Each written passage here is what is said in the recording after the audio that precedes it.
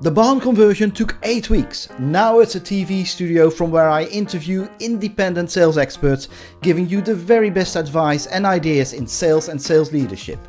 Welcome to Best Practice for Sales Professionals. So today I'm absolutely thrilled to speak with someone who's a master cold caller. He leads his new business sales team from the front into sales success. It's Mark Ackers from Refract. Mark, welcome to the show. Hi Gert, thanks for having me. Really happy to be here. Great to have you on the show. Mark, Refract's technology helps companies improve outcomes of their sales team's sales conversations.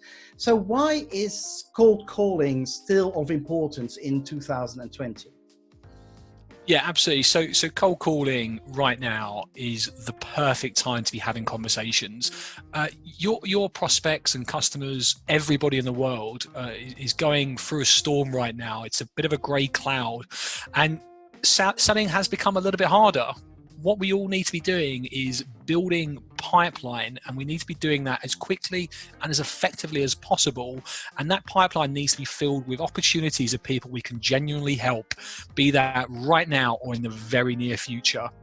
Cold calling is the quickest and most effective way to build pipeline with your ideal customers that have those problems, because you can find out in 2 or 3 minutes if you can help that person and if they want your help. We can all sit and send hundreds of emails, LinkedIn messages, but that's the waiting game.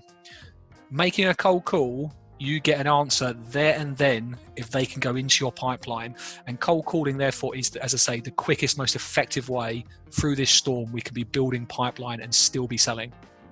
So how that's fascinating. So how does cold calling actually help a salesperson to do their job? It shaves weeks off a sales cycle for a start. As I say, you get an immediate answer when you connect with someone on the phone as to if they're interested in the next step. So cold calling just shaves time off a sales cycle. You might be waiting 2 weeks for a reply from an email, or you might send 2 or 3 different emails. But ultimately, as I say, it's all about speed and velocity of building pipeline. Right now, as I say, there's a storm for everybody, but people are still writing checks. People still have problems they need to solve. Money hasn't stopped being exchanged for help and products and services. Salespeople need to sell their way through this period, and cold calling is the quickest, most effective way to build that effective pipeline that you can start partnering with and providing your services to. So what are the typical issues and challenges salespeople come across when they start cold calling? So the biggest challenge anyone has when they start cold calling is themselves. It's their biggest mindset. It's a self-limiting belief that we at some point in our lives we put on ourselves, and that self-limiting belief means we have anxiety around making cold calls. But the reality is that's because they're focusing on themselves. They're worried that they're going to say the wrong thing. They're worried that they're not going to book the next meeting. They're worried that their manager might be listening to them. People need to just accept that everyone has that level of anxiety, but this is their job. They make a call, and they need to make sure that when they're on that call, they do the very best they can, but they've got to disconnect from the call outcome.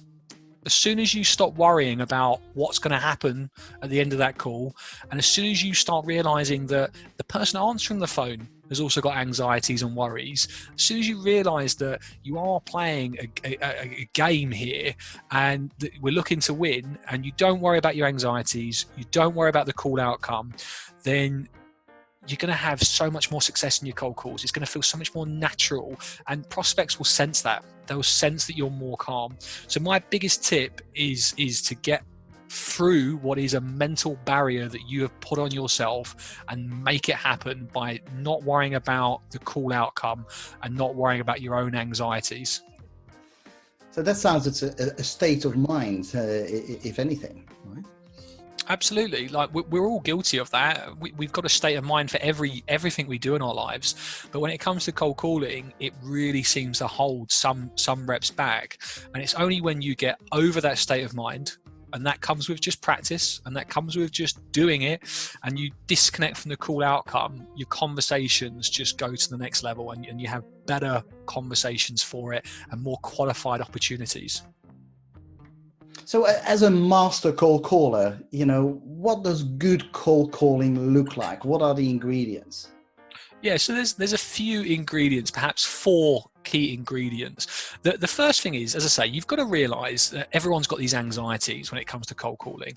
When your prospect answers the phone, they're anxious as well. They don't know who you are, they don't know what you want, and they don't know how to get you off the phone.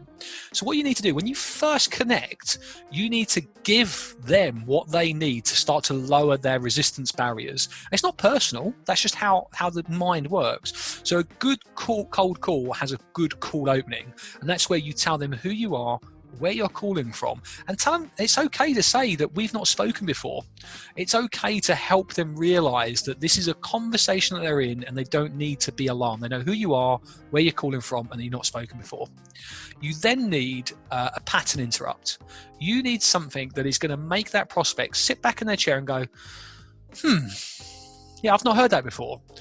And that grabs their attention, because just 10 seconds before, their mind was focused on something else. So a pattern interrupt, one that I like to use, is I like to ask for 35 seconds of their time. At 35 seconds always works for me, because it doesn't sound like a gimmick. I'm not asking for a minute. Everyone wants a minute. Everyone wants 5 minutes. I'm just saying, look, it's 35 seconds. That's a considered amount of time. Can I take 35 seconds to explain why I've chosen to call you? And again, that chosen starts to pique curiosity. And then once you've got their pattern interrupt and a good call opening, they're more relaxed. Now, this is the big mistake people would do next. Most sales reps now see this as a green light to pitch.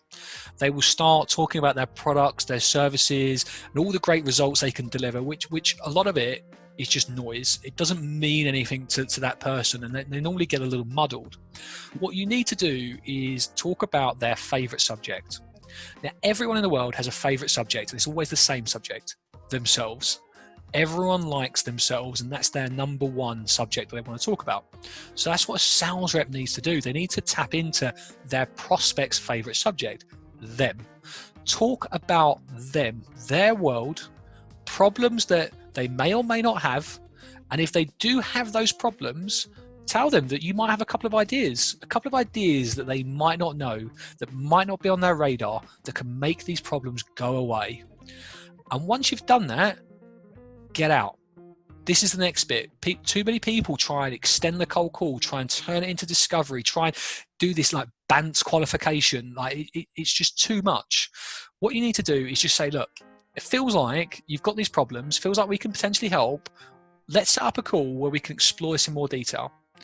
Sell the next step. That's all a cold call is about, is selling the next step. And you have qualified, because you should only be calling your ICPs. You know that they've got a problem that they'd like to solve, and they're interested to know how you might do that. So that's what a good cold call looks like. Good strong opening, good pattern interrupt, lead with problems, get out nice and early with the next step secured. Some really good tips in there, actually. So by the way, what's an ICP? Ideal customer profile. Of course. Yeah. Okay, cool. So talk about tips. If you could give, people the benefit of your vast experience as a master cold caller, what would be maybe the top 2-3 tips you would give them when they start cold calling? Sure. So if you're just starting out, tip number 1, get comfortable knowing you're going to make mistakes. You are gonna make mistakes on your cold calls, but the good news, in a couple of weeks, that prospect has forgotten who you were. Call them back, try again. So the first tip really is just get comfortable knowing you're going to make mistakes. But what you want to do is try and reduce that, and you can do that really easily. Practice makes perfect. Practice your cold calls. You should be able to do what I call the 2 a.m. test. That is where you get woken up at 2 o'clock in the morning. Could you say what you would say on a cold call? I know I can, because I've made thousands of cold calls, but I've also spent hours and hours of my life practicing. And practicing is, as I say, practicing the mirror. It's practicing with a colleague. But I'll tell you what else you can do. Listen to the way your colleagues have their cold calls. Listen to their call recordings. Listen to them live. So tip number 1 is get comfortable knowing you're going to make mistakes, but try and alleviate that by practicing. Tip number 2 is just to disconnect from the outcome of the call. You should just see it that you're trying to find people you can help. Most people will be just fine if they never speak to you again and never use your products and services. They'll be fine. but there are people you can help, and that's what you've got to do. You've got to find those people, and most people, just qualify them out. Only focus your time on the people that are going to buy your products, and those are the people that have problems that they need to solve. It's on their priority list, the top 2 or 3 things. And the final thing is just to try and get over that cold calling anxiety. It's a self-limiting belief that you have put on yourself, and that's so much easier said than done. But by disconnecting from the outcome, by being confident and practicing, you give yourself the best possible chance of not being anxious when you pick up the phone and making that cold call. Mark Ackers from Refract Technologies. That's some really good tips. Thanks for coming on the show, and have a good day.